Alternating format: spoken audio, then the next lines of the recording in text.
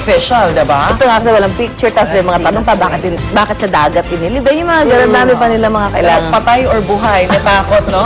Patay o buhay. So, Dala, ito naman po, dahil po sa taas ng presyo ng mga bilihin, lalo pong umaaray na ang ating mga magsasaka at mga isda. Pero ang good news po, simula sa 15 ng Mayo, mamimigay na mahigit 4 na bilyong pisong halaga ng subsidy ang DSWD. Ang halaga po na yan, maaaring maging pera o bagay na ipamimigay sa 2 milyong magsasaka at mga isda. Pero ang kapalit ng subsidiya, ang pagtulong ng mga magsasaka sa paglilinis ng kanal ng irigasyon, partisipasyon sa mga proyekto sa lugar o 14 na araw na trabaho. Pero ayon sa isang grupo ng mga magsasaka, tila pansamantalang solusyon lamang ang mga ito dahil kapag naubos ng subsidiya, gutom raw muli ang kakaharapin ng mga magsasaka at mangingisda.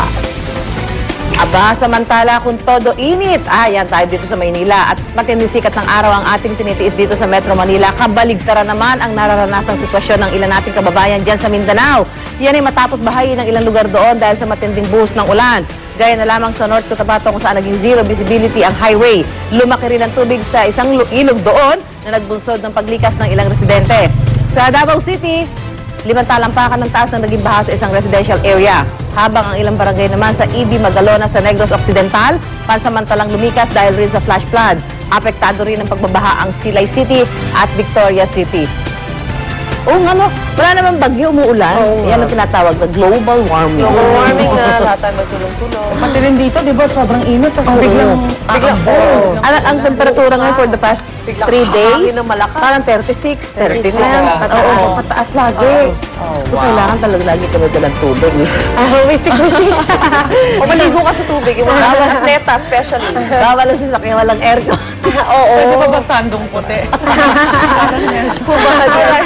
Duster. Pasadahan naman natin ang mga maksyong balita sa umagang ito sa ating Ronda Report.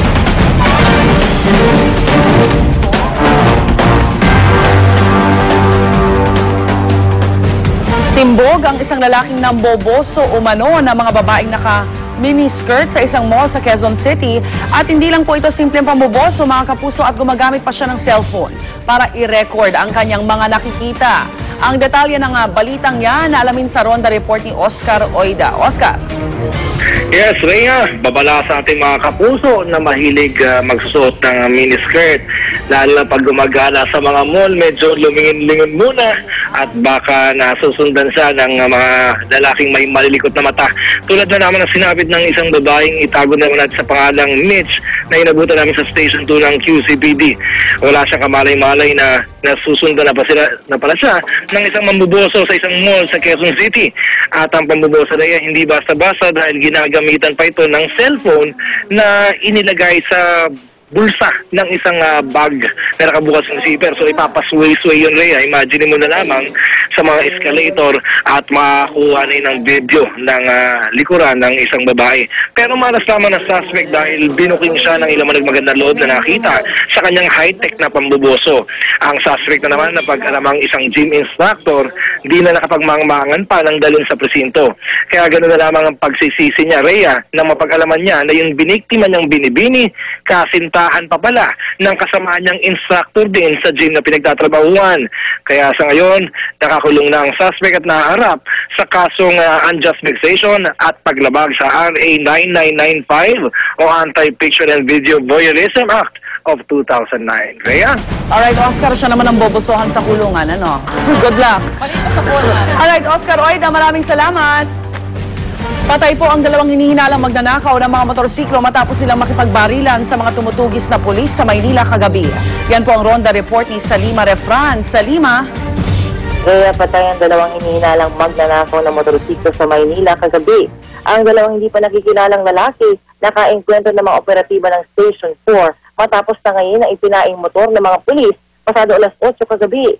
Unang napatay ang isa sa rekto habang tinugis naman ang kasama niya sa Lacson at Margal Street sa Sampaloc. Gamit ang kalibre 38 na paltik, nakuha pa nito makipagbarilan bago tuluyang napatay. Ang ipinaing motorsiklo nakaalarma na matapos hindi na na-recover sa crime scene. Pinaniniwala ang itinakas na ito ng isa pang kasabwat ang 2 napatay na siya namang pinaghahanap na ng mga pulis. Ang entrapment operation tugon ng Station 4 sa mga lumalalang problema ng pagnanakaw ng mga motor sa kanilang lugar. Gumagamit umano ang mga magnanakaw ng improvised lockpick upang puwersahin ang mga ignition switch sa mga nakaparadang motor at saka tinatangay. Rhea? Alright, maraming salamat sa Lima Refran.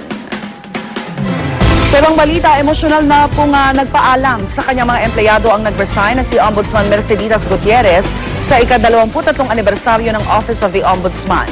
2 araw bago maging epektibo ang kanyang pagbibitiyo, mainit na yakap ang natanggap ni Gutierrez mula sa kanyang mga taga-suporta. Kabilang po si Overall Deputy Ombudsman Orlando Casimiro na siya munang hawak sa Ombudsman Office habang walang kapalit si Gutierrez. Ayon kay Gutierrez, tatapusin pa niya ang mga nalalabing trabaho sa huling 2 araw ng kanyang panunungkulan. At pagkatapos po nito, mas magalaan na siya ng oras sa kanyang pamilya, lalo na raw sa kanyang inang may sakit. 37 taong nanilbihan sa gobyerno si Gutierrez, kung saan 5 taon dito ay bilang ombudsman. Pero pag-amin ni Gutierrez, isang mabigat na trabaho ang kanyang iiwang posisyon. Ginawa ko lang po ang lahat ng aking magagawa to the best of my ability for all of you, for the Office of the Ombudsman, and for the country.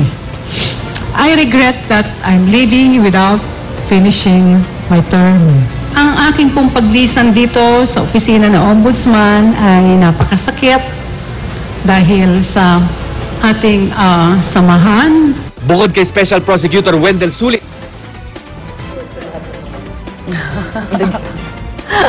Ay, samantala, 2 araw matapos ang nangyaring pananalasa ng buhawi sa Auckland, New Zealand, kinumpirma ng ating konsulado roon na isang Pinoy ang nasawi. Kinilala ng Department of Foreign Affairs ang tornado victim na si Benedict Onopre Dakayan. Nagtatrabaho sa isang construction site si Dakayan nang tumama ang malakas na buhawi. Patuloy naman ang pakikipag-ugnayan ng konsulado sa mga kaanak ng nasawing Pinoy sa New Zealand.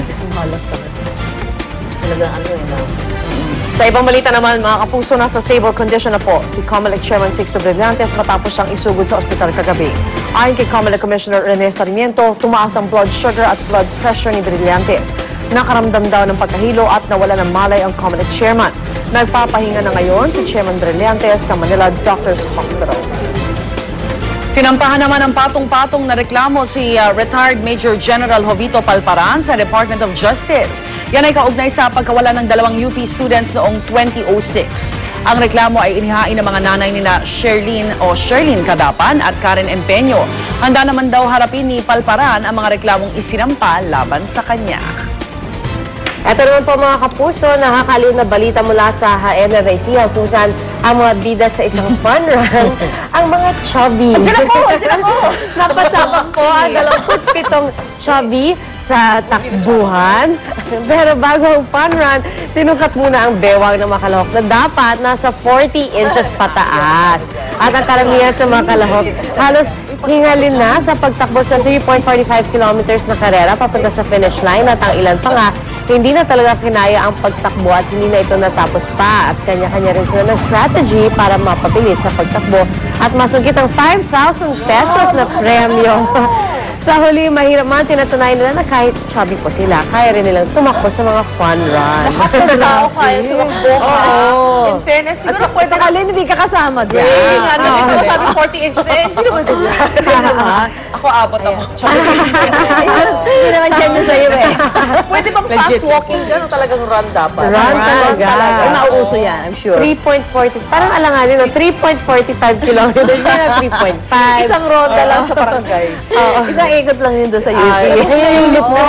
Ang hirap din yan.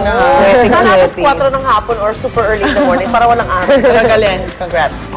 Samantala, isang panda naman sa China ang nag-ala Kung Fu Panda sa paghuli ng isang ibon doon. Noong una, tila nagtatampisaw sa isang minupulang pandang si Hope, pero nabalik